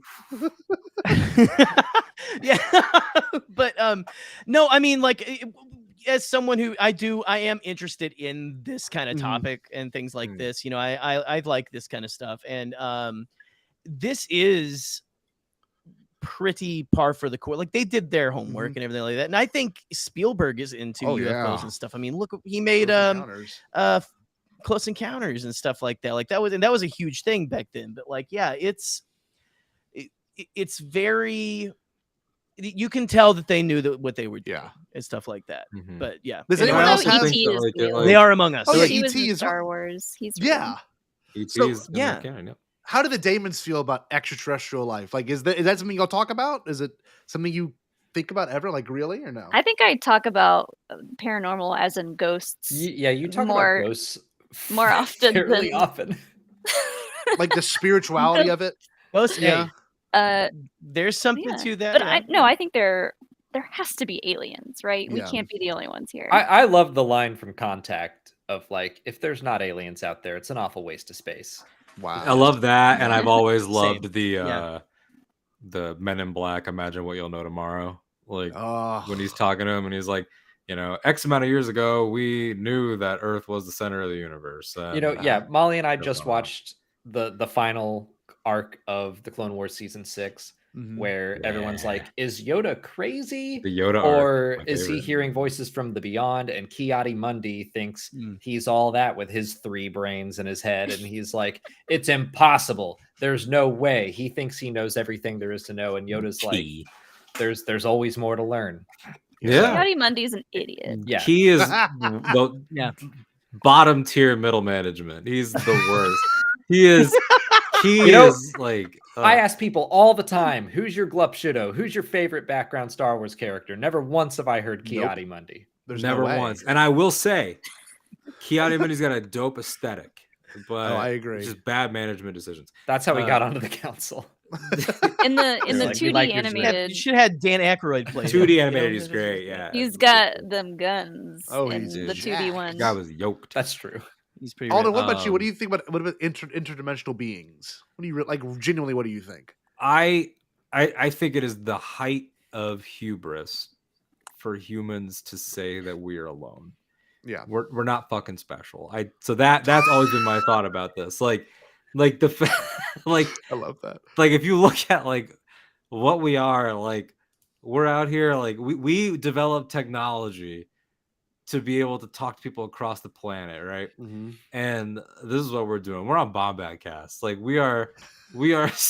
This is what we do with it. We can about be 30 sharing, people are watching. We could be sharing knowledge, and we're on here talking about it. Have you seen what knowledge does to your fucking eyes? Yeah. Hell no. We're sharing knowledge. I don't want to learn anything else. I don't want my eyes to explode. We are such a waste. Those things are combustible. There has to be a species that has gone further. And honestly, I think that the Dial of Destiny trailer, where he has that line that I love of, I've come to learn that it's not so much what you believe, it's how hard you believe it. I think that's why I like that they switched to aliens. Like they were like, we're gonna go all the way over here but it was still foundational to a people. So then you talk about all of our experience and everything. Like, I think what this movie kind of advocates against is like sort of the closed-mindedness of being set in your ways. And so I feel like the people that are like, no, there's no such thing as aliens, it's stupid. It's like, well, says who? Like, why? I think it's fearful. Like, I don't know. It's the people. Yeah. A lot of people who I don't know. I don't want to like say that, but like, people who are more closed-minded and stuff are usually like that. They don't want to hear anything about that kind of stuff. Like, they're more usually people who are more open are like hey, they could be. It's a slippery slope kind of a thing. for the closed-minded people to say, well, maybe about one thing, then they had to question everything else. Yeah, that's the thing too. Is like if Catholicism is validated, or even if whatever made up religion they made for Temple of Doom is validated, like why isn't this like this isn't that crazy? Like, let's be real. Oh, Jesus Christ! Holy shit! Why the fuck did you do that? I will say the one thing I did not like about the alien part was the fact that they gave him like this grimacing face. Like, I would have rather him just not had any emotion to his face, but he was kind of like, take it. Like, he's like, you want it? It's like, okay. This is when people watch the Bombadcast. Yeah, honestly, dude. Wait, shit get melted. Yo, Too much. Cover it. She's screaming, cover it. Hit my clip again. Oh. Kate Blanchett's on fire. Oh, he's got to pull it up. Listen, Scotty, we need to do the same. We need to remove the mouth of that Kate Blanchett with her eyes exploding, and there's Kate Blanchett. Thank you, Quentin. Thank you. Angry man. In the Russian voice and do a whole episode of Soviet Bombadcast. Yeah, this is devolved. Oh, this is beautiful. This is amazing. Thank everyone for joining this, and one more time, just a little jump scare for you. Jesus Christ, man! Come on, rock your shit. No, I was thinking if we do the like Conan bit that we were doing with Ed McMahon, which we should probably never do again. It would just be one of us screaming, just like, yes, just like constantly. Turn it off. Anyway, I'm so glad we could talk about this movie together. Genuinely, I do, admire all three of these people on screen, and the fact that we got to talk about a movie that means so much to me and so much to, what Jerry and I love talking about. Like, this is the movie that honestly, I think you and I were like, 4 years ago. This was early. This is early. Early, like in terms of career. Early in us making yes, shit. But we realized what we both liked, and to have other people now not talk complete shit about it means the world to me. And I mean, like, it's very surreal, because for a while there, I was like, am I the only, besides Jerry, two people that actually like this movie, like genuinely like it? And now we've got people. And this is the most Bombad like at the movie theater of those movies. It genuinely is. Yes, I agree. I agree with that. Miles. It's just by miles. It's someone yet again. I'm surprised Rick wasn't involved with this, but George was not told no. Oh, it feels Rick McCallum-y throughout. Have you seen the clip that was going around again recently of Steven Spielberg talking about how, like, George, I don't want to do Aliens. I don't want to do Aliens. And then Independence came out, and he's like, George, we can't do Aliens. Independence Day just did it. And he was like, fine, we'll do interdimensional beings. Okay, great, George. What do those look like? They'll look like aliens. God damn it, George. It's such a George flex, man. He does not care. No. Oh wait, I forgot to point out my favorite Easter egg. Oh, here we go. It's not really an Easter egg. It's a real life cameo. The girl sitting behind Indy and Mutt at the diner. That's my boyfriend. And punches Mutt in the face. That's Sasha Spielberg. No way. I did not know that. That's his daughter, who co-hosts a podcast called Free Period with Alana Haim. So if you like Haim and I guess that's wild. Jewish rich people, celebrity. Yeah. Nepo babies. That's the podcast for you. Sofia Coppola, my favorite. No, I that's amazing. I did not realize that. This movie is going to be one of those ones that I think after Dial and you watch all this in the full context, I think people are going to go, oh, maybe Crystal Skull wasn't that bad. It's gonna be that article you see by Screen Rant in 5 years. It's already out there, man. I think it was like IO9 Gizmodo did it. I think Mashable, was that a thing? I can't remember. Yeah. Like people have, but it didn't get the prequel renaissance. I think this was actually one of my first interactions with you, Alex, on Twitter before we like really knew each other. I think I was like, when is this going to get its prequel like reappraisal where people give it its due later? And then I was like, oh my God, Star Wars Explained respond to me. Wow. So cool. Was it super mean? It was like, first of all, that was Star Wars Explained in my mentions. This is it, yeah. Oh, this is whenever an NPC shows up in your mentions. It's this guy. It's this fucking. It starts like this first, then it's this. That is every guy that's ever actually to Mollie. And this is you. And this is you. And that's after Mollie hits him with a vicious comeback. Put a pair of sunglasses over the alien's face, and that's the profile picture of everyone that's ever commented. Give that alien a blue check mark, please. Oh my God. That's happening after we have to this, make that alien a burner account for the show. My God. This is what it be like. Interdimensional being. I will be making that right now. No, it would be like this. This person followed you. And they're like, did you know Tarkin wore slippers on a new house? And this is you. No!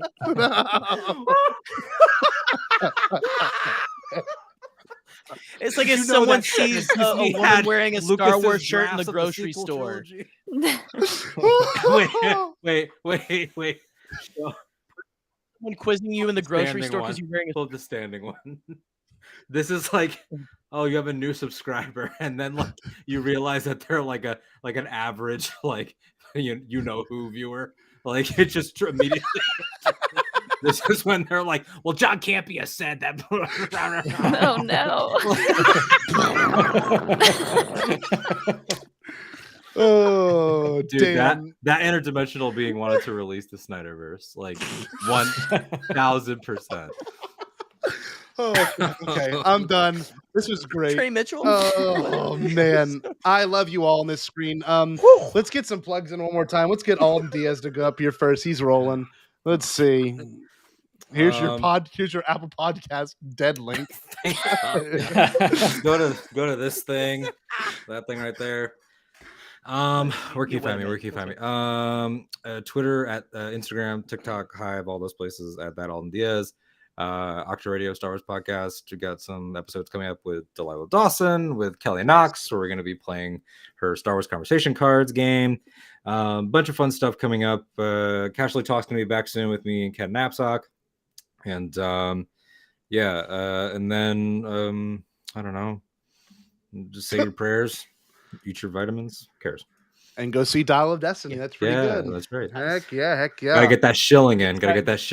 That's right. I can't wait for those conversation cards, by the way. I had those pre-ordered months ago. Very excited about them. Very excited. You should come on and play. Awesome. We'll talk. I should. We'll talk. Anyway, my two at the bottom here, what do y'all do? Y'all seem special.